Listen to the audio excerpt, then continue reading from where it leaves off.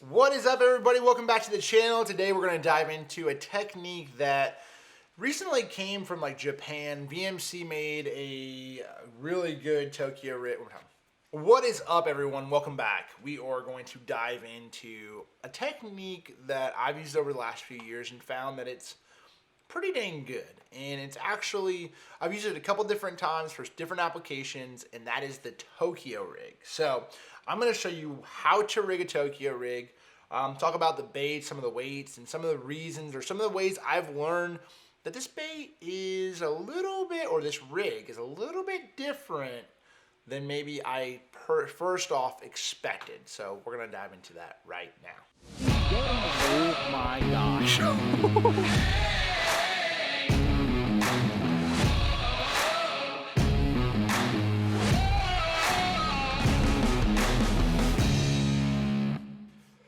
Okay, so the Tokyo rig is something that it's become a lot more versatile for me over the last couple of years. And I'll show you what this is. I actually have a box of VMC Tokyo rigs right here. They have basically all the different hook sizes. I even have some VMC Nico, rigs, Tokyo rig with a Nico hook. So, but the most popular is probably this guy right here. It's got a big EWG style. This is a wide gap VMC hook with a little O-ring style connected to a swivel, connected to another little swivel that has a drop down wire. Okay, so the reasons behind this, at first when I first started seeing the Tokyo rigs, DC again, this sucker won't leave me alone. Con out. And one time it's Mark, and next time it's DC. When I used this rig, I first sort of thought oh man, this is going to be an unbelievable punching rig. And that's what it was sort of talked about, designed for. I do not like this rig for punching hydrilla. I've fished with it. For me personally, it's not what I prefer.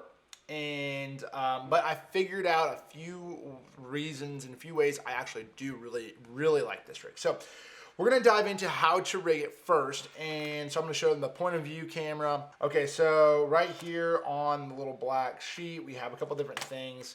I have traditional weights. You can use tungsten, you can use lead.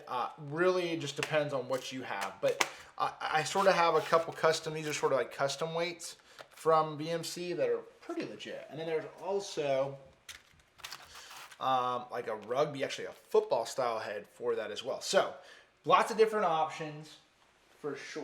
Let me stop back down real quick here. Sorry, I had to grab some pliers. So you are going to need some pliers for this.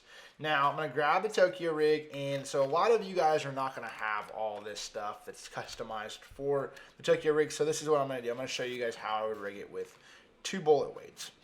These are close to the same. Normally I'll do the ones close to the same. So say I want to put a half ounce on this rig. Now, if I'm fishing grass, it's all going to depend on, a lot of people are going to say, okay, well, I'm going to put this half ounce. I'm going to grab this little weight right here.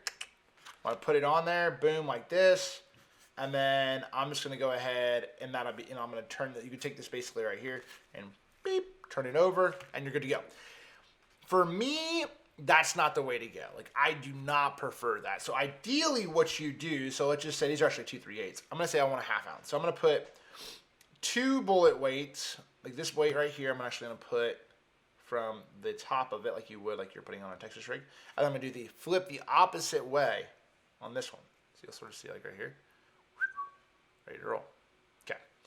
That is ready to roll right there. And I'm actually going to, sorry guys, I'm going to slide this over right quick here. We don't need this mat because ultimately it's just making it a little harder for y'all to see. Bam, how about that? Better. I think that's better. You see it a little bit better. You can see it's a little darker. Start of a dark. We actually were just shooting a little video there, trying to show you guys how to tie a knot. And so I want to move that away. Anyway, so now at this point in time, I'm going to grab the end of that wire right there. Okay. I'm just going to tweak it just a little bit. You do not actually have to turn this all the way, and make this, because a lot of people will do this. They'll go and go beep, like that, or you can do it even smaller, which is fine too. But or even come down here and go and turn it like this. Problem is with this is that it's going to be hard. You keep bending it back and forth, you're having an issue. Because ultimately, if you keep swapping over weights, it's going to tweak. It's going to actually get worn down. The wire's going to get worn down. You're going to see it like that. And it's going to be harder to get your weights off and so on and so forth. So I prefer to just tweak it just a little bit like that. So anyway, I'm going to just sort of pop him back on. Just like that. You don't have to get him any more than that. Right there. That's all you have to do. Anyway, okay. Now on to rigging. This is sort of a Texas rig. One of my favorite favorite baits to rig on this is a Guggen Baits Bandito bug. That is one of my favorites by far. This is a new California craw color. I've been really waiting for them to get this one out. And I'm like, yes, it's good. This is a 5/0 hook. I would probably recommend a smaller hook for the most of my applications. A 4/0 is probably what I would do because you're going to get just a little bit bigger profile. So and then I also actually throw... there's a couple different ones they make. They actually throw the straight shank, and they also have a Nico hook for a little bit different applications for whatever you're doing. So now you have this rig set up just like this, okay? You have this swivel connected to this like ring, and ultimately you have your crawl bait. Now diving into how to fish this. One of my favorite ways, this has actually changed the way that I fish. So if you guys know what like a hard head or a swing head is, or like a swinging rugby, it's like that head that ultimately, like, you know, where Biffle's over here reeling his Biffle, like around catching him, got another one. That's basically what it is. The issue is I tend to lose a lot of fish on that, a lot. It's actually a really good technique if you've not checked it out. I'll probably have to shoot a video later on the channel about it because it is a technique that catches a lot of bass. Okay, diving into what makes the Tokyo rig different is you have your weight towards the bottom and below your bait, and that allows that fish to have a better hookup ratio. So actually what I've been doing with this rig and really seen some phenomenal success on this is reeling it around the pre-spawn or post-spawn when the fish are up there in like 2 to 6, 2 to 8, 2 to 10 foot of water on hard places or rocky banks or anything like that, and reeling that around. And the key with this is, as it's sort of going over those rocks, this thing's shaking and moving and everything else. And when that fish goes in there and grabs that bait, it's at the hook, straight hook. The problem with like a hard head or a swinging rugby head, still use them from time to time, but this is sort of taking that over for me because I can change the weight of whatever I need just from the rig. And I already have all that stuff there. Yes, you have to carry some more stuff, but you're using that stuff for Texas rigging anyway. And so if I want a 1/2 ounce, I can put a 1/2 ounce. If I want a 3/4 ounce, I can make that. If I want to, you know, whatever I want, I have everything in this right here to make that happen. Hookup ratio is unbelievable. Also, it's another technique that you can use offshore. Offshore summertime fishing, this is a great technique to use the Tokyo rig. I've used big worms on it, reeling it on those places on the schools of fish where they've like been seeing it hopped all the time. Doink, catch them. So it's definitely something. I've also seen it work pretty good for fishing heavy cover, flipping wood. I've caught some really nice fish flipping wood with it.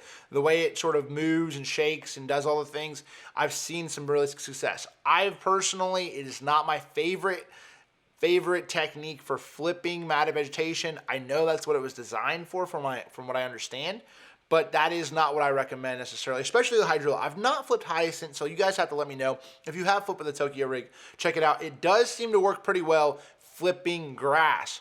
Milfoil up north, or, you know, submerged grass, it does seem to work because there's a little bit more openness to that, so that it does work as well. I've seen it like flipping up on like Champlain or even up in Minnesota. I've caught some nice fish on this and like around the outside edges of the grass. Switch it up. It's definitely a rig that catches fish, but I just sort of wanted to walk through it real quick here.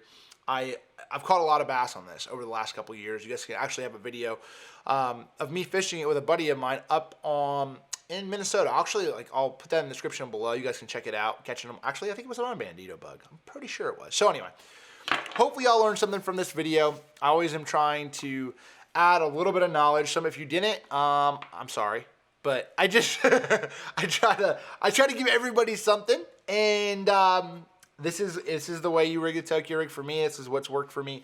You can get into these cylinder weights or the slider weights. You can get into these, you know, these actually football head weights. They do, you know, if you want to get into it. If you are going to buy, if you're using Tokyo rigs a lot, before we go, I will say these cylinder weights are the way to go. So if you have a little bit extra coin, you want to spend some money on some tungsten cylinder weights that you can also use for Mojo rigging, Carolina rigging, all that good stuff, but also use it. It's probably the best weight for the job. So if not, do it how I did it right there. You're probably going to be like, it's good to go.